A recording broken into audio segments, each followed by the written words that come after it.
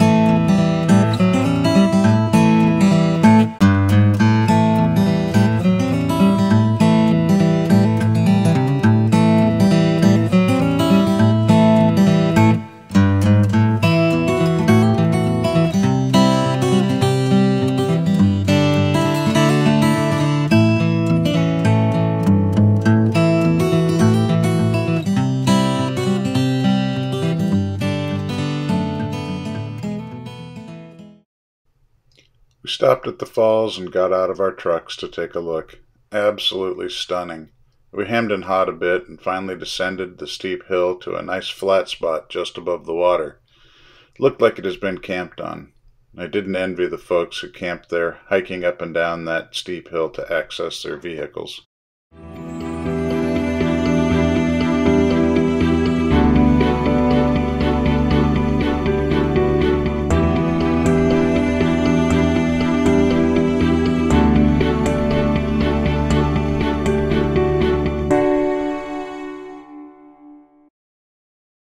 After taking in the falls, we hiked up the steep ascent and jumped back into our trucks. The next water crossing of the day came quickly and was a beautiful riparian location. The Douglas Creek Road proper was an easy gravel road from this point on, with a few more water crossings in store for us.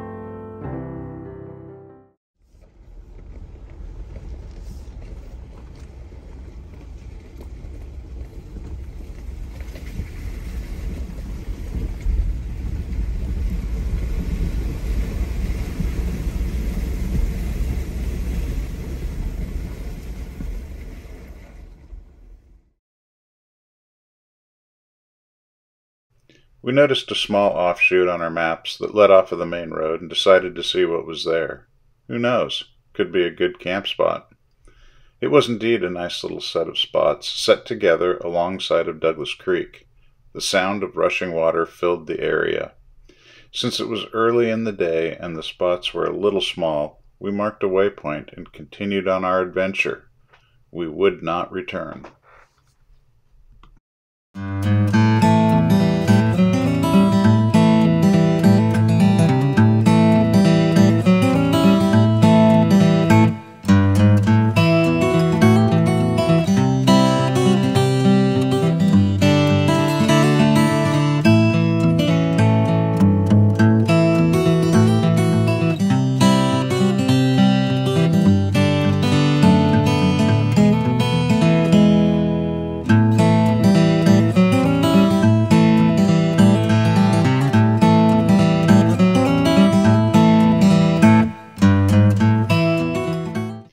It was at this point that we departed the main Douglas Creek Road and headed west towards the windmill, Duffy Creek, and certain adventure.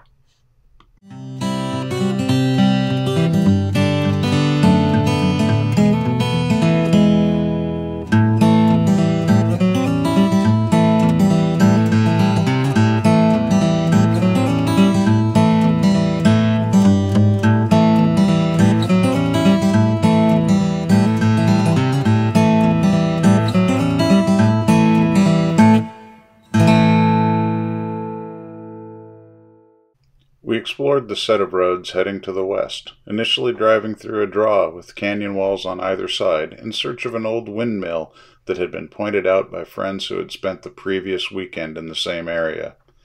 These roads, up on the plains, looked like they would be slick when wet, We would later learn how true that was after a downpour and hailstorm turned the roads into a slip and slide.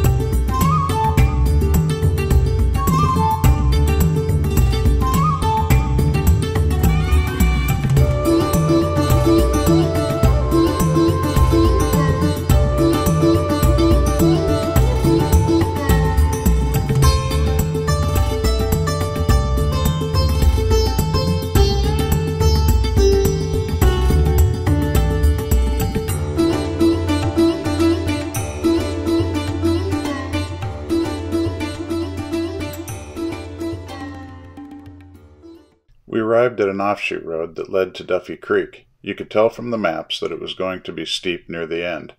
This offshoot road deteriorated quickly and had one pretty tight turn and lots of pinstriping opportunities. Yes, we both came away with badges of honor. We descended the road to the bottom and were a bit disappointed as Duffy Creek was not much to see and the area was a cattle watering station with just enough room to turn around. If we had a brush hog and some time, we might have turned it into a private and remote camp. Just as we turned around to start the climb back out, the skies opened up and gave us hail. Lots of it, and fairly good-sized by Washington standards.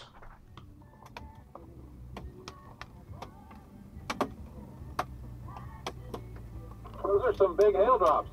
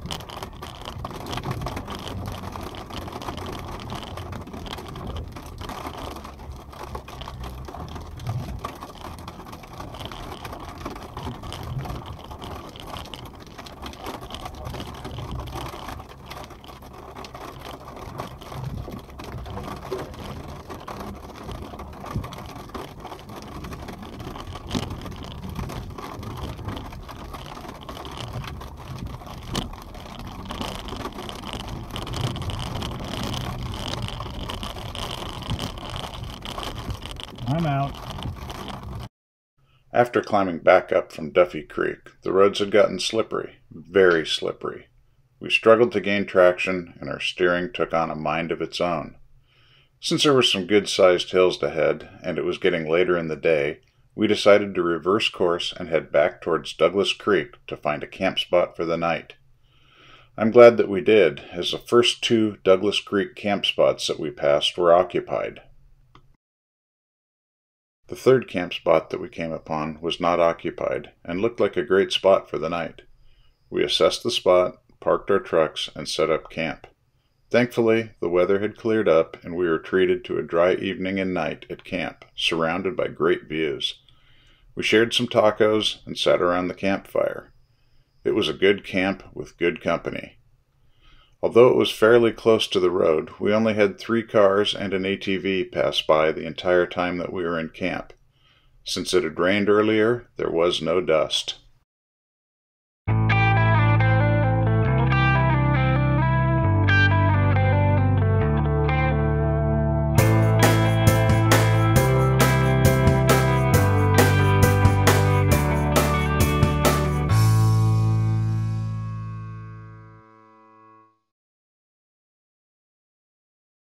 I woke Sunday morning with a smile on my face from the memories of a great day getting the trucks muddy and an awesome camp that night. We made some coffee and warmed up around a small campfire. We had woken to frost, so the warmth of the fire was welcome. After slowly breaking camp, we jumped into our trucks and headed north out of Douglas Creek. We aired up our tires in camp just before departing, and in retrospect, we might have waited until we got to pavement. Unbeknownst to us, there were still a few miles of bumpy dirt roads yet to be traveled. Once we hit the asphalt, it was smooth sailing, and we pointed ourselves towards home. It was a wonderfully scenic drive.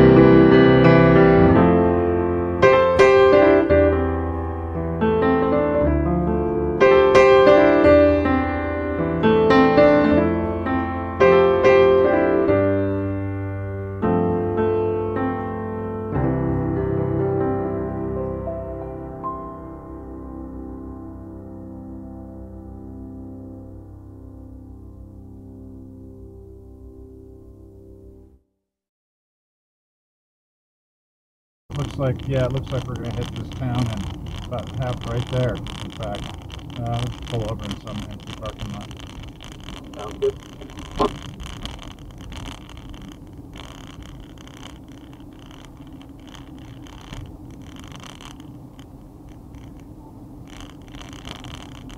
Well, this little town doesn't suck. Kind of looks like a neat little place.